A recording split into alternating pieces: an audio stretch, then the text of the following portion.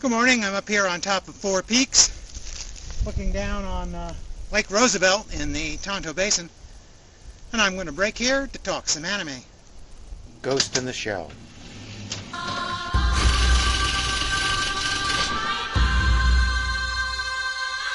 Ghost in the Shell is a major cyberpunk anime motion picture from 1995. In the future, the world runs on a ubiquitous data network. Many humans have been augmented with cybernetics in their brains and physical prosthetics in their bodies. The technology may be new, but the nations and corporations who use and abuse it haven't really changed at all. For special matters of national security, the covert Section 9 comprises a small elite cadre of agents who are as at home in cyber warfare as they are in armed combat. They've got lots of neat toys, cybernetic enhancements, computers, guns, and even camouflage that provides practical invisibility. Major Motoko Kusanagi is their field leader. She's a complete cybernetic replacement. Her body is just a mechanical shell in which only her brain and her ghost is truly hers. Given how sexy that mechanical body is, I think it's safe to say that either her ghost includes a good deal of vanity, or the body was designed for her by teenage boys. Her number 2 is ex-military, Bato. He's more cyborg than human, but still has some of his original flesh. Even if you haven't read the manga, the movie gives us a clear sense that these two have been partners and good friends for a long time. The dapper Aramaki manages Section 9 with political acumen. The story begins with Section 9 performing a simple political assassination for the diplomatic corps to prevent a programmer with highly sensitive information from defecting to a rival nation. But the case that attracts their full attention is an international hacker known only as the Puppet Master. He's been connecting not just into corporate and government computers, but directly into people's cyber brains, extracting intelligence and rewriting people's memories and personalities, a process called ghost hacking. He or she is a dangerous opponent who can turn the world's most sophisticated technology onto its owner and make it his own weapon. Section 9 is going to have to track him down through however many surrogates it takes and find out who he is and what he's up to. That cyber manhunt will be complicated not just by the Puppet Master, but also by politics and deception.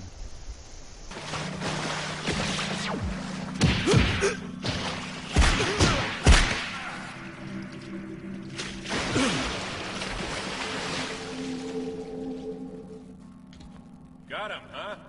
It's no use arresting me. I'm not talking to any goddamn cops. Talk? You don't even know your own name, you stupid dickhead. Huh? Ghost in the Shell is based on a manga by Masamune Shirow. It was directed by Mamoru Oshii. With his 2 Patlabor movies, Oshii was part of the creative team at Headgear that decided the storyline. Here he got the okay from Shirow to put his own stamp on the manga story, and together with his frequent screenwriter collaborator, Kazunori Ito, they made some changes. The character designs are also much more mature and sophisticated than in the manga, though the mechanical accessories are simpler. Kusanagi's cyber body is depicted as older and more mature, Bato is rougher looking, and everyone is a little less cartoonish.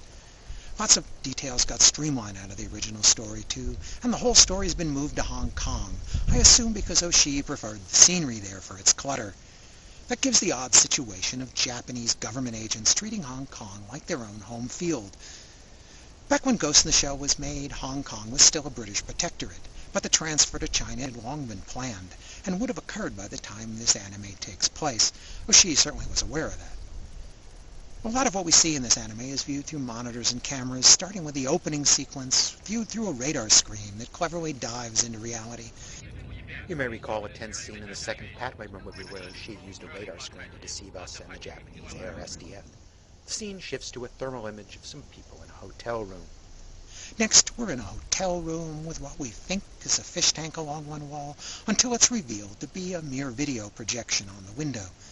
A moment later, Kusanagi uses optical camouflage to disappear like the Cheshire Cat.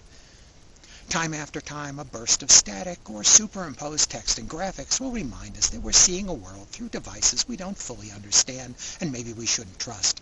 And of course, Kusanagi and Bato see everything through their cybernetic eyes. Oshii is making the point that there's technology filtering what the character's senses see and hear. In his second Patlabor movie, Oshii toyed with the uncertainty of evidence in the era of Photoshop. Here he internalizes that uncertainty into the character's own senses. Thanks to brain augmentation, it's become possible to hack a character's perceptions and memories directly. Ghost in the Shell displays several of Oshii's frequent tropes: the pause for a philosophical discourse, the use of biblical quotations that are integrated with the plot, several cameo appearances of his basset hound, and a quiet interlude of scenery set to the haunting music of Kenji Kawai.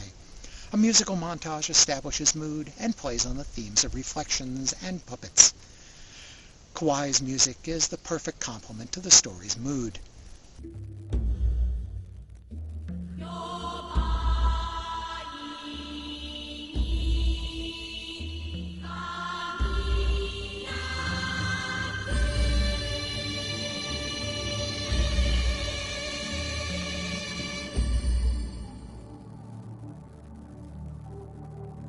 Director Oshii is interested in exploring Shiro's themes of the blurring of the line between man and machine.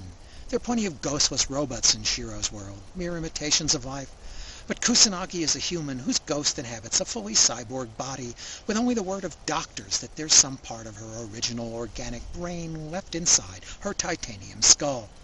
And we also have another character, a disembodied sentience that also appears to have a ghost and acts as Kusanagi's mirror image. Appropriately, the finale is played out in an abandoned building that appears to have once been some sort of natural history museum, where we can see the skeletons of extinct animals on the walls, and technological gunfire can symbolically deface a mural of the Tree of Life, climbing from the evolutionary roots up to the apex of humanity. Ghost in the Shell has a good deal of female nudity, or maybe I should call it cyber nudity, since it's all artificial skin. Kusanagi's camouflage suit is also skin-tight and colored so as to be indistinguishable from skin. Plus we see details of the construction of her cyborg body in the opening credits, and later another naked female cyborg body is featured in the plot. Oshii isn't known for providing fan service. Here it allows him to contrast the appearance of humanity with the mechanical reality.